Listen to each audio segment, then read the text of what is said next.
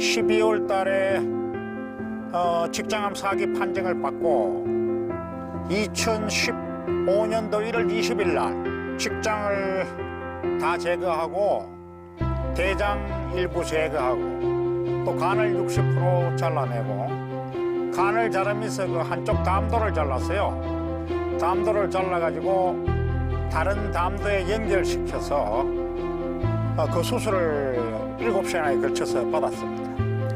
1년 정도 지나가지고 다시 그 대동맥 임파절하고 간으로 또 전이가 됐어요.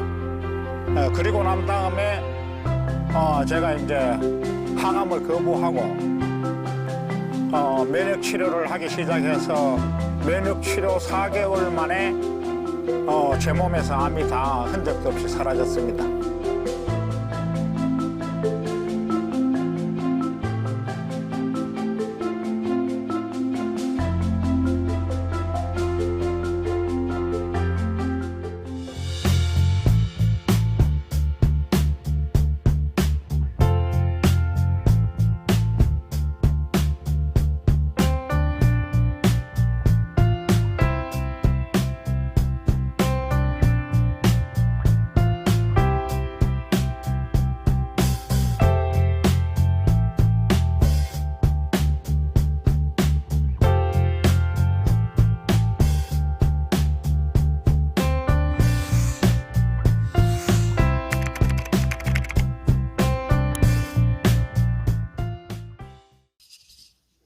안녕하세요. 암 극복 이야기 건강전도사 박점수입니다.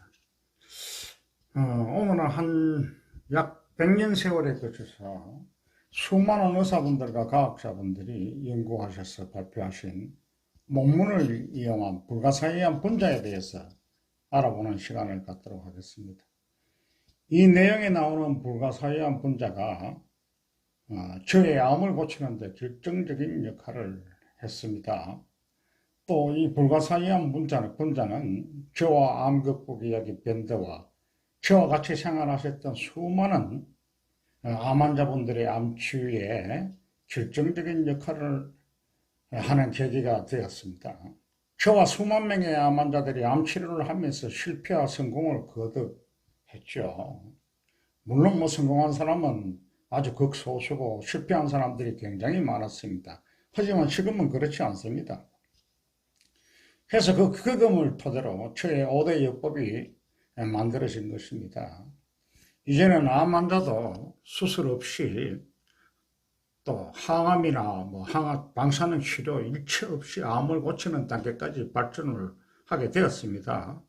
그 외로 밴드에서 확인을 해보시면 알겠지만은 최미령님이나 김종일님, 김연자 회원님의 남편분 등의 분들이 저의 5대 요법을 통해서 수술이나 항암 방사능 치료 일체 없이 오직 저의 5대 요법만으로만 암을 안치하셨고 이제는 제가 병원 생활을 하지 않고 암 극복 이야기 밴드와 유튜브 블로그 등을 통해서만 활동을 하기 때문에 암을 안치하시고도 저에게 연락을 해주지 않으시면은 안치하신 분들이나 재발 없이 생활하신 분들이 어떤 분인지 제가 파악을 할 수가 없습니다. 다른 불치병도 마찬가지죠.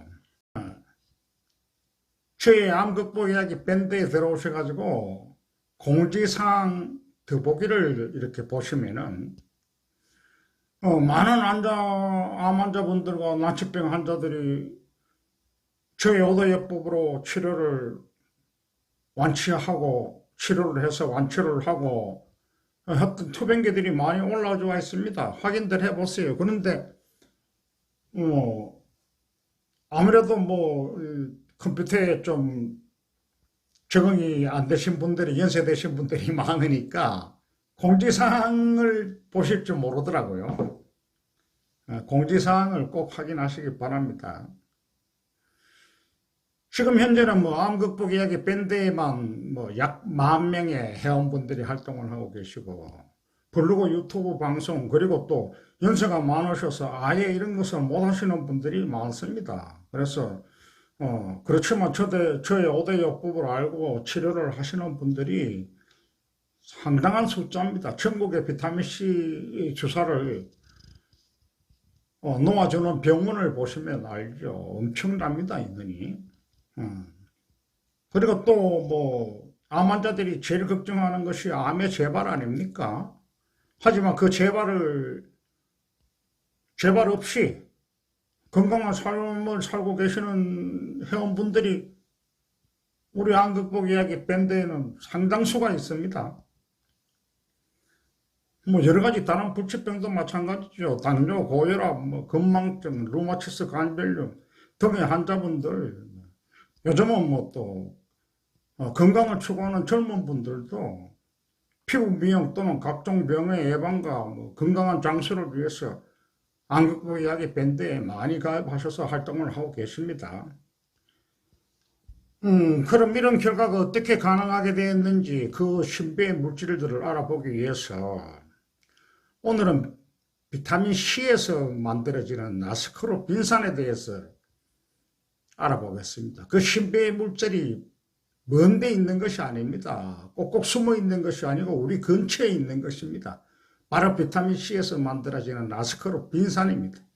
그래서 이 아스코르빈산에 대해서 알아보기 위해서 생명의 시작부터 과학 추리 소설이라고 보시면 되겠습니다.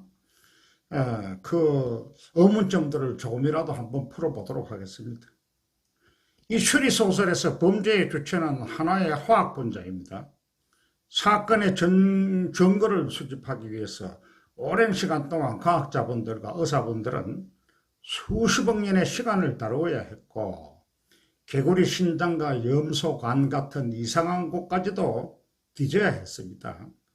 하지만 이 수사는 매우 중요한 분자 비타민C에서 만들어지는 아스코르빈산을 이해하는 데 기여할 것이기 때문에 충분한 가치가 있다고 봅니다. 이분들이 찾아낼 증거는 이 분자의 결핍이 인류 역사상 그 어떤 것보다도 죽음과 질병 그리고 고통에 크게 영향을 끼쳤다는 것을 보여주고 있습니다. 그리고 마침내 이 분자가 발견되어서 제자리를 찾아 인류 건강에 크게 이바지할 것이라고 이분들은 확신하고 있었습니다.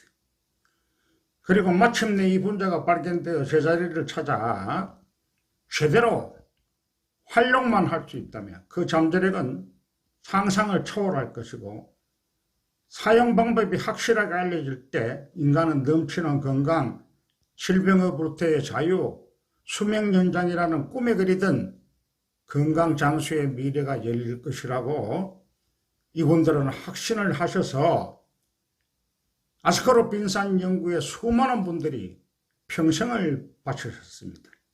연간 약 600편의 비타민C로 인한 임상실험의 논문이 게재될 정도로 활발하게 연구가 진행되었으나 무슨 연유인지 저도 모릅니다만 찻잔 속의 태풍으로 끝나버리고 말았습니다. 그래서 말기암이 걸리고 재발까지 된 저는 직장암 4개에서 재발이 되었으니까 말기암이 되었죠.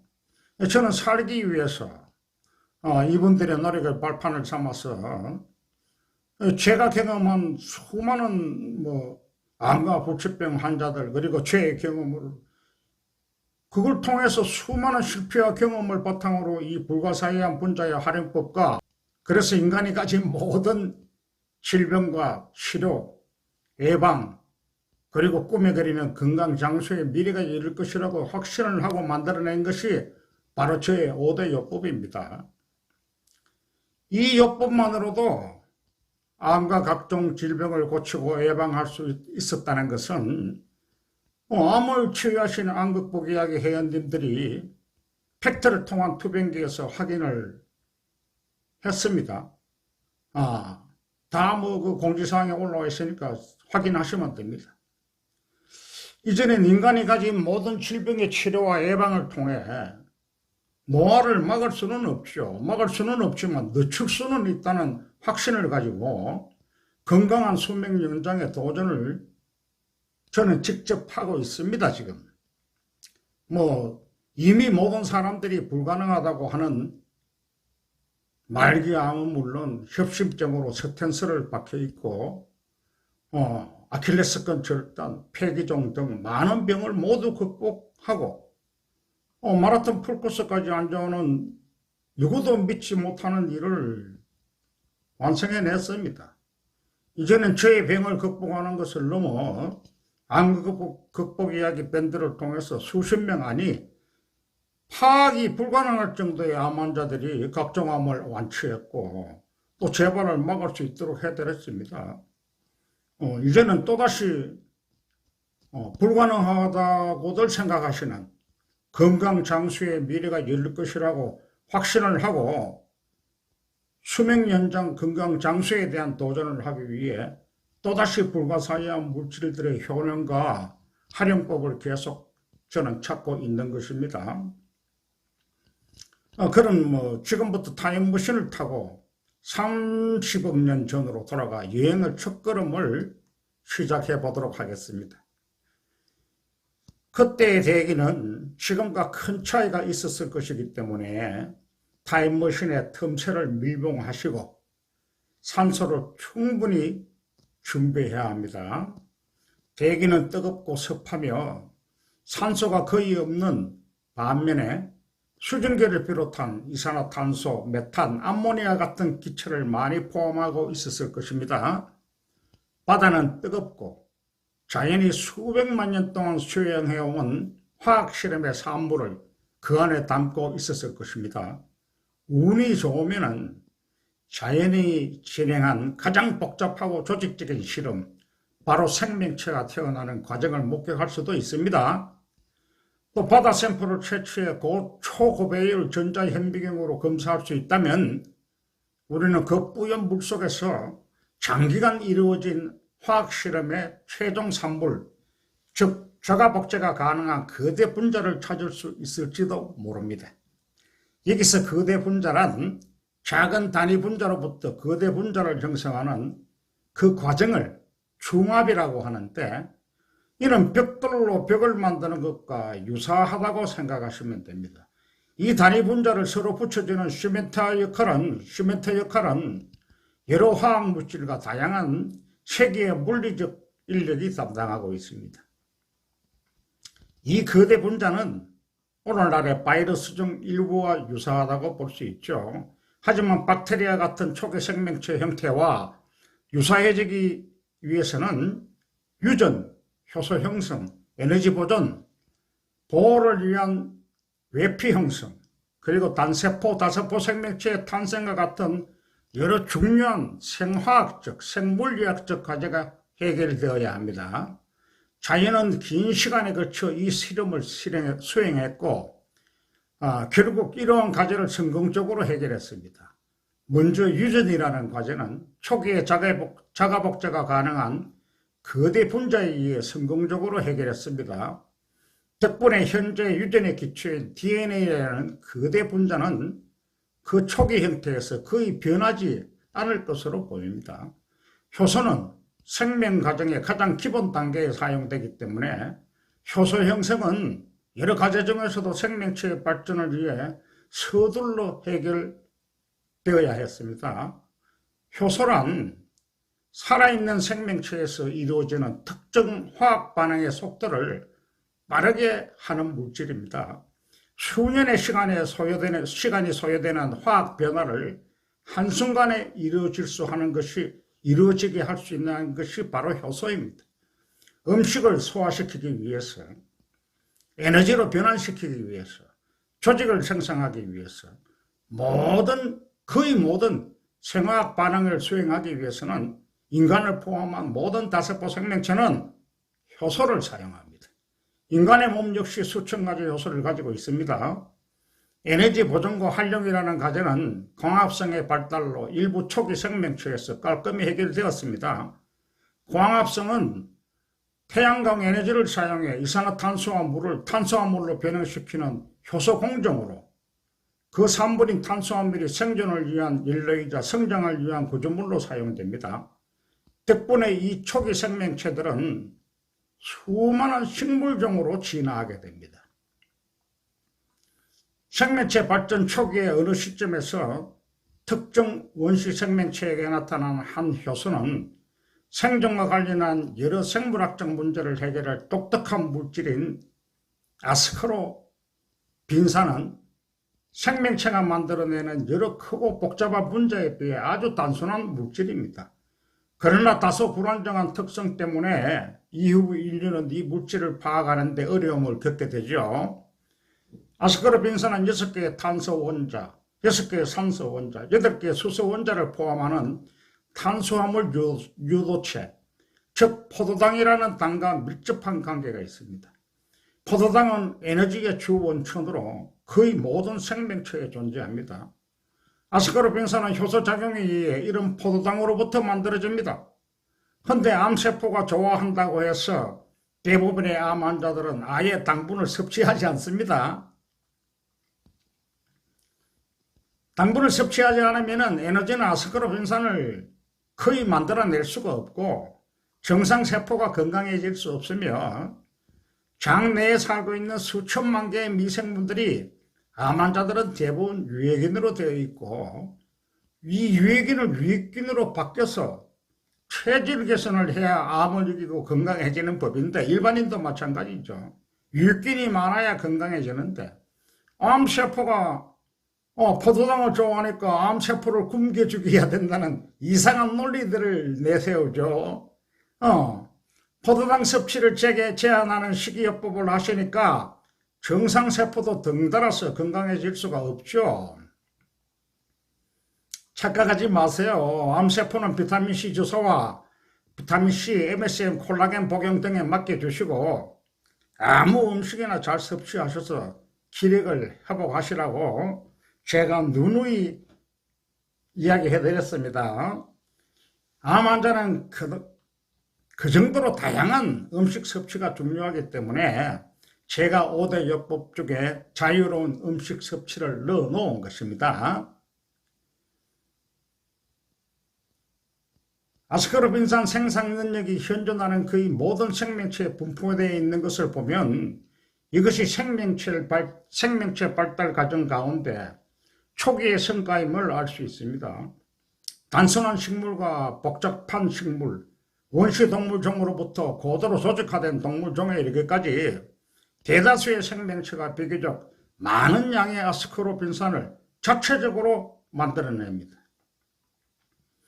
우리는 대부분의 동식물이 아스코르빈산 생산 능력을 가지고 있다는 사실에서 생명체가 동식물로 나르기 전에 이미 이 능력이 형성되었음을 추측할 수 있습니다. 아스코르빈산을 생성하지 못하는 일부 미생물과 동물은 대부분 송전을 위해 아스코르빈산을 따로 섭취해야 합니다. 아스코르빈산 없이는 생명체 자체가 존재할 수가 없기 때문입니다. 산소가 희박한 환경에서 당시 원시 생명체가 가진 전자포획의 필요성 때문에 아스코르빈산을 생성하는 메커니즘이 구축된 것으로 추정됩니다. 이는 생명체가 생존하고 고동생명체로 진화한 중요한 계기가 되었고 이 과정에서 나타난 강합성이 식물이 발달하는 데 큰 역할을 했습니다. 그 결과 식물이 근 10억 년에 걸쳐서 어마어마하게 번성을 하면서 대기의 화학 조성을 완전히 바꾸어 놓았습니다. 식물은 태양광 에너지를 이용해서 대기에서 이산화탄소를 제거하고 산소를 배출하고 어떤 동물도 살 수 없었던 대기를 생명의 근원인 산소 공급처로 바꿔놓은 것입니다. 대기의 산소 함량 증가는 또 다른 중요한 변화를 일으켰죠. 산소는 대기 상류층에서 태양광에 의해 오존이라는 활성화된 형태로 변형되는데 이 오존층은 태양광으로부터 오는 치명적인 자외선을 제거하는 필터 역할을 하며 결과적으로 대지에서 생명체가 살아갈 수 있는 환경을 만들어낸 것입니다.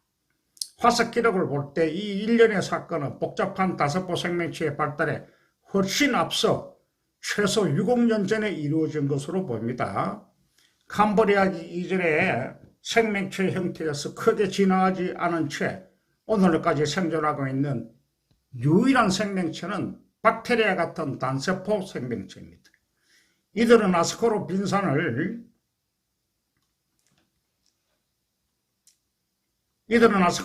만들지 않습니다.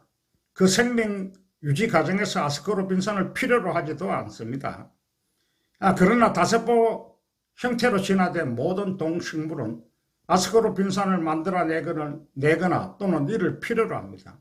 아스코르빈산의 생명체가 살기 부적합하고 변화가 큰 환경에서 생존을 위해 필요한 생화학적 적응 능력을 향상시키는 역할을 했을 것이라는 사실은 분명합니다. 아스코르빈산 생성 과정이 생명체 발달의 아주 초기에 형성되었음을 뒷받침하는 또 다른 증거는 발생학의 영역에서 얻을 수 있습니다. 아스코르빈산은 태아 발달 과정에서 형체 없는 세포 덩어리의 상태인 극초기부터 감지가 됩니다. 예를 들어서 병아리의 배아 상태를 예로 들자면 막 나온 유정란에서는 아스코르빈산이 없습니다. 하지만 성장하는 배아의 초기 배발력 단계에서부터 아스코르빈산이 감지되기 시작하면서 세포 덩어리에 불과했던 유정란에서 기관이 생기기 시작하며 병아리가 태어나게 되는 것입니다. 이는 화석과 현존하는 생명체를 통틀어 우리가 아는 가장 원시적인 다세포 생명체와 유사합니다. 식물에서도 마찬가지입니다. 씨앗에는 아스코르빈산이 없지만 식물의 배아가 발달을 시작하면서 아스코르빈산 생성도 시작됩니다. 이와 함께 싹이 나기 시작하면 나무로 성장하게 되는 것입니다. 인간도 마찬가지입니다. 배아 상태에서는 세포 덩어리에 불과하지만 아스코르빈산이 비치기 시작하면서부터 장기가 생겨나고 아기가 태어나게 되는 것입니다. 시구의 시작과 함께했을 정도로 아스코르빈산의 역사가 굉장히 깊다는 사실을 뒷받침하고 있는 증거입니다. 해서 아스코르빈산이 감지되지 않으면 식물이나 인간을 포함한 다세포 생명체들이 탄생할 수가 없습니다. 해서 저는 아스코르빈산 이 꼬루 생명이라고 항상 역설하고 있는 것입니다. 약 6,500만 년 전에서 5,500만 년 전 인간을 비롯한 현 영장류 공동의 조상인 원시 영장류에서 일어났던 유전자 변이가 바로 조건부 치사 돌연변이였는데 포유류에 해당하는 거의 모든 동물은 간에서 아스코르빈산을 만들어냅니다. 이 변환 과정은 각기 다른 효소에 의해 조절되는 여러 단계의 화학 반응으로 이루어집니다. 원시 영장류에서 일어났던 유전자 변이 때문에 이 변환 과정의 마지막 단계를 조절하는 효소인 L글락노락톤의 산화 효성의 생성 능력을 인간은 아쉽게도 상실하게 됩니다. 간에서 아스코르빈산을 만드는 능력을 잃게 된 것이지요. 또한 생명체의 여러 생화학 작용을 위해 필요한 아스코르빈산이 결핍되면서 원시 영장류는 괴혈병이라는 치명적인 질병을 앓게 됩니다. 그로부터 수백만 년이 지난 오늘날까지 인간을 비롯한 원시 영장류의 자손들은 간에서 일어나는 아스코르빈산 생산 과정 마지막 단계를 조절하는 효소를 가지고 있지 않습니다. 이것이 인간이 아스코르빈산을 만들어내지 못하는 이유입니다. 아스코르빈산 없이는 생명체가 오래 생존할 수 없기 때문에 이런 유전자 변이는 인간에게 매우 치명적인 것이었고 각종 질병의 원인이 되었죠. 그러나 이외의 상황 때문에 인간은 살아남긴 했습니다. 첫 번째는 그들이 아스코르빈산을 풍부하게 함유한 식물과 곤충, 작은 동물을 1년 내내 섭취할 수 있는 열대 또는 아열대의 환경에서 살았다는 것입니다. 두 번째는 생존 자체만을 위한 아스코르빈산의 양은 그리 많지 않았기 때문에 먹이를 섭취하는 아스코르빈산만으로도 일정 부분 충족할 수 있었다는 점입니다. 먹이로부터 얻을 수 있었던 아스코르빈산의 양은 유전자 변이가 있기 전에 인간이 자체적으로 생산했던 양에는 턱없이 부족했지만 임상괴혈병으로 죽는 것은 피할 수 있었습니다. 이러한 여러 상황이 조합되면서 이 유전자 변이가 당장 그들의 생존을 유업하지는 않았죠. 하지만 그들의 후손인 우리가 에덴 동산과도 같은 이상적인 환경으로부터 벗어나 문명화를 거치게 되면서부터 유전자 변이가 심각한 문제로 대두하기 시작합니다. 원시 영장류에서 나타난 치명적인 유전자 변이는 수백 년에 걸쳐 오늘날까지 이어져 내려온 인간을 비롯한 일부 영장류의 독특한 특성입니다. 이들을 제외한 대부분의 포유동물들은 그들의 생리적 욕구를 충족시킬 만큼의 아스코르빈산을 간에서 만들어냅니다. 아스코르빈산 생산 능력은 그들이 생존하는 데 있어 매우 유리하게 작용을 했습니다. 야생에서는 한정된 먹거리를 두고 경쟁할 수밖에 없고 또 동시에 다른 포식자들의 먹잇감이 되지 않기 위한 노력도 기울여야 합니다. 이런 상황에서 스트레스로 인해 체내에 일어나는 생화학적 변화에 대해 아스코르빈산을 평소보다 훨씬 다량으로 만들어냄으로써 대처할 수 있었던 것이죠. 하지만 비영장류 포유류 중 두 종만이 이와 비슷한 유전자 변이를 겪었습니다. 오늘까지, 그렇지만 그들도 오늘까지 생존하고 있습니다. 그중 하나가 기니피그라는 동물입니다. 기니피그는 아스코르빈산이 풍부한 식물을 쉽게 섭취할 수 있는 따뜻한 뉴기니 섬의 무성한 숲에서 살아남았습니다. 또 다른 하나는 인도의 과일 먹는 박쥐입니다. 포유류가 아닌 척추동물 중에서 이 결합 유전자를 가지고 있다고 알려진 녀석들은 특정 참새목에 속해 있는 새들밖에 없습니다. 사람을 비롯한 영장류, 기니피그, 과일 먹는 박쥐는 이 유전자의 소실, 호르몬 결함 때문에 외부에서 아스코르빈산을 공급받지 못하면 괴혈병으로 죽게 됩니다. 기니피그는 아스코르빈산 섭취를 완전히 제한하면은 2주 내에 괴혈병으로 죽음을 맞습니다. 단 2주 만에 말입니다. 이것은 이제 기니피그를 가져와서 인간만이 괴혈병이 걸리는 줄 알았죠. 그런데 기니피그를 이제 연구 대상으로 삼으면서 비타민 C 섭취를 제한시키니까 바로 괴혈병에 걸립니다. 그리고 2주 만에 사망합니다. 그 정도로 비타민 C는 생명이라고 보시면 됩니다. 그런데 인간도 그 비타민 C를 못 만들어내니까 얼마나 치명적인 약점입니까? 우리는 앞에서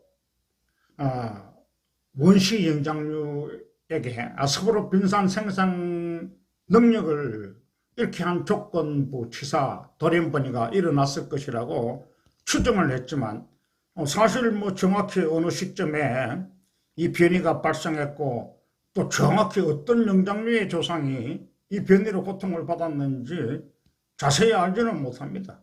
지금까지도 이와 관련한 정보를 얻기 위한 시도가 거의 없기 때문입니다.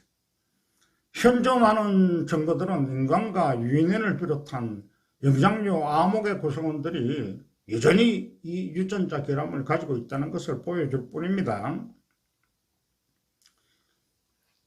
이 유전적 결함이 언제 누구에게 발생했는지를 아는 것은 그리 중요하지가 않고 지금의 인간이 존재하기 전에 일어나리라는 일이라는 것을 알고 계시면 됩니다.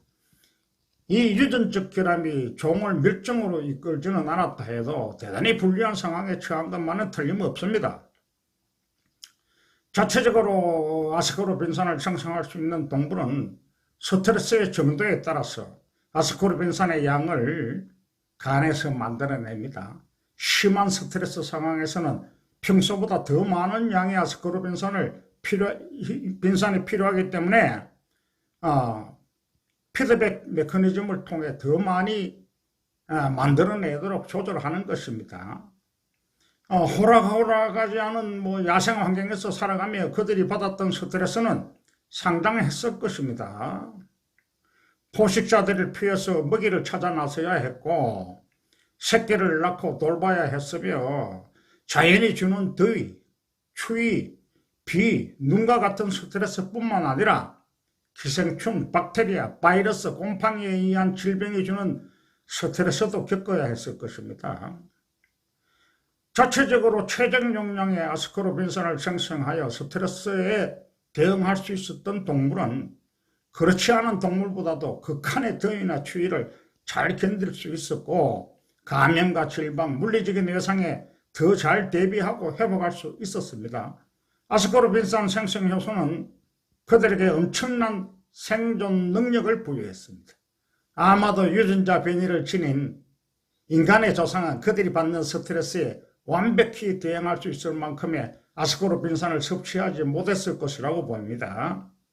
하지만 자식을 낳고 기를 수 있을 정도의 수명을 유지하기에 어느 정도는 유지하기에 충분한 정도의 아스코르빈산을 섭취할 수 있었다고 보여지지만 인간이 아스코르빈산을 만들어냈을 때의 수명 연장은 이루지 못했습니다.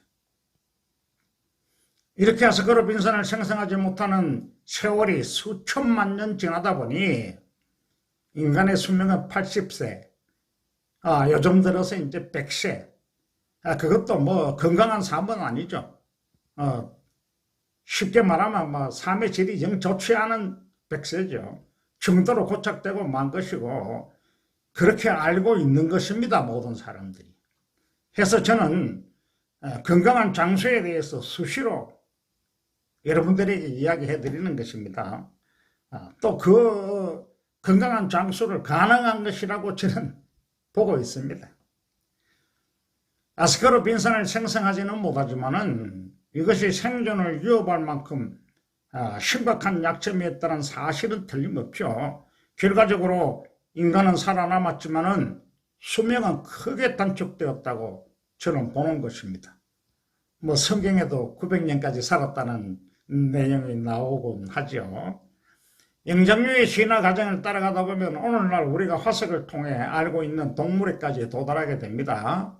그중 프로폴리오피테쿠스, 프로콤스를 오레오피테쿠스, 라메피테쿠스 정도가 고등영장류의 조상으로 보입니다. 이들은 인간으로 진화하는 과정에 있기는 했지만 인간보다는 유인원에 가까웠고 보다 최근인 약 100만 년 전에 남아프리카에서 우리는 오스트랄로피테쿠스를 발견할 수 있었습니다. 이들은 더 이상 나무 위에 살거나 나무가지에 매달려 이동하지 않고 땅으로 내려와 넓게 트인 초원에서 생활했습니다. 외형은 여전히 침팬지를 닮았지만 머리를 앞으로 내미는 대신 똑바로 세웠고 대부분의 시간을 직립보행할 수 있는 신체 구조를 가지고 있었습니다. 이들의 손가락은 땅을 짚고 걷기에는 너무 가늘었고 턱은 침팬지보다는 인간의 것에 가까웠습니다. 최근 몇백만 년 동안의 진화는 확실한 인간 형태로의 발전 과정이었습니다. 영장류는 하이델베르크리인 우리가 자바인이라고 더 잘 알고 있는 피테칸트로푸스, 시난트로푸스, 서완자크미를 거쳐 약 10만 년 전까지 이르게 되었고 그 후에인 네안데르탈린이 극동 지역과 유럽 지역에 남아프리카 지역에 퍼져 나타나게 됩니다. 근대 인류가 유럽, 아시아, 남아프리카 그리고 아메리카 대륙에 분포되어 나타난 것은 2만 년에서 4만 년 전에 이르서입니다. 약 5만 년 전에서 7만 년 전까지 존재했던 네안데르탈린은 주로 털, 콧불소나 메무드와 같이 크고 사나운 동물을 사냥하는 뛰어난 사냥꾼이었습니다. 이 원시 사냥꾼들이 활동하던 시대에 이르러서야 나무 위에 서식하며 먹던 채소, 과일, 견과류, 곤충에서 붉은 생고기로 시급과 시기의 전화가 이루어졌고 유럽 전 지역을 덮었던 빙하에서 살아남기 위해 이들에게 많은 양의 아스코르빈산이 필요했고 신선한 생고기는 괜찮은 아스코르빈산 공급인이었습니다. 약 반세기 전 프랑스에서 발견된 네안데르탈린의 뼈대에 대한 당시의 연구에서 이들은 곧게 서서 걷지 않고 무릎을 굽힌 채로 불안정하게 발끝을 끄며 걸었다고 결론 내렸습니다. 하지만 이후 연구에서 그 뼈대는 아주 심한 관절염으로 인해 변형된 결과물로 밝혀졌습니다. 이 관절염은 아스코르빈산 길품으로 지금도 나이 든 여성분들 위주로 류마티스 관절염이라는 이름으로 진행 중입니다. 또 이들은 생고기로 섭취한 아스코르빈산이 빙하기의 추위와 감염이라는 극심한 스트레스를 극복하기는 충분치 않았음을 증거하는 것으로 보입니다. 신경계의 진화, 뇌와 지능의 누부신 발전은 새로운 아스코르빈산 원천을 찾는 것으로 아스코르빈산 자체적으로 생산하지 못하는 생화학적 결함을 어느 정도 보완했습니다. 초식을 하고 곤충을 먹던 인간이 붉은 생고기와 물고기를 먹는 사냥꾼이 되고 더 나아가 직접 가축을 기르게 된 것입니다. 시기에 배다는 인간의 조상이 널리 퍼져 살아가게 했고 더 이상 1년 내내 아스코르빈산이 풍부한 식물이나 곤충이 존재하는 열대나 열대 지방에 제한되어 살아갈 이유가 없어진 것입니다. 지구 전역에 널리 분포되어 사는 인간과 아직까지 아스코르빈산 공급원과 가까운 나무에 매달려 사는 원숭이와 유인원을 비교하면 이러한 시기 변화의 거대한 영향력을 쉽게 가늠할 수 있습니다. 생화학적으로 적응되지 않은 지역으로 퍼지는 일은 쉽지 않았을 것입니다. 원시인간들은 사망률 증가, 수명 단축, 육체적 고통이라는 큰 대가를 치러야만 했습니다. 인간의 생존은 그들의 뛰어난 지적 능력과 어떤 대가라도 감수하고자 하는 배짱의 결과물이라고도 할 수 있습니다. 자연은 처음으로 비호의적인 환경과 싸워 이기는 생명체를 경험하게 된 것입니다. 하지만 인간의 승리는 아주 조건적인 승리에 불과했습니다. 우리 주변에 여전히 질병으로 고통받는 사람에게서 볼 수 있듯이 말입니다. 온대지역에 사는 석기시대인과 그 후손에게 추위는 지속적으로 생존을 위협한 대상이었습니다. 고대 매장지에서 발견된 유해에 대한 연구는 당시 그들이 겪은 궁핍의 원인을 일부 밝히고 있습니다. 그들의 수많은 질병, 영양결핍, 일상적인 굶주림을 겪었고 유아와 아동 사망률이 엄청났습니다. 10대까지 살아남은 자들의 수명도 대부분 30세, 35세를 넘기지 못했습니다. 이들의 팔다리 화석을 보면 지속적인 아스코르빈산 섭취 부족에서 기인할 수 있는 기형이 존재했습니다. 이에 대해서 병리학 연구를 통해 더 많은 사실을 밝혀내야 할 것이라고 보입니다. 고대 인류의 아스코르빈산 연장 상태를 평가하기 위한 또 다른 방법은 현존하는 원시사회에서 문명화를 접하기 전에 어떤 음식을 어떻게 섭취했으며 이를 어떻게 준비하고 보관했는지 알아보는 것입니다. 오스트레일리아 원주민, 아프리카의 토착부족, 아메리카 대륙의 인디언, 에스키모 등이 가장 비호의적인 환경에서 살아남은 법을 터득하는 현존하는 원시사회 구성원입니다. 원시사회 구성원들의 시기를 조사해보면 먼저 그 다양성에 놀라게 됩니다. 이 지구와 동맥의 거의 모든 것들이 외 없이 이들에게는 한때 먹이였다고 볼 수 있습니다.